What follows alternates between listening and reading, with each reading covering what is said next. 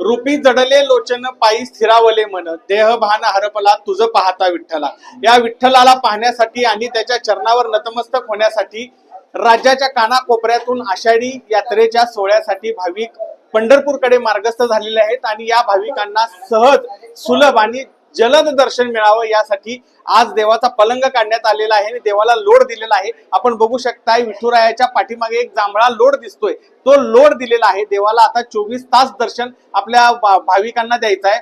देवाला थकवा येऊ नये म्हणून हा लोड दिलेला आहे. आज मंदिर समितीचे सह अध्यक्ष हबप गहिनीनाथ महाराज औसेकर, कार्यकारी अधिकारी राजेंद्र शेळके आणि सर्व सदस्यांच्या उपस्थितीमध्ये हा पलंग काढण्याचा कार्यक्रम झालेला आहे आणि आजपासून देवाचं आषाढी यात्रेच्या काळामध्ये 24 तास दर्शन भाविकांना मिळणार आहे.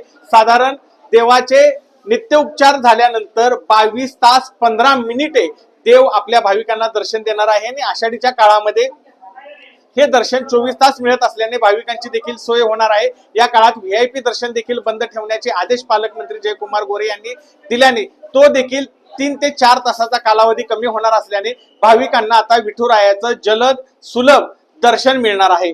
अभिराज उबाळे, लोकशाही मराठी, पंढरपूर.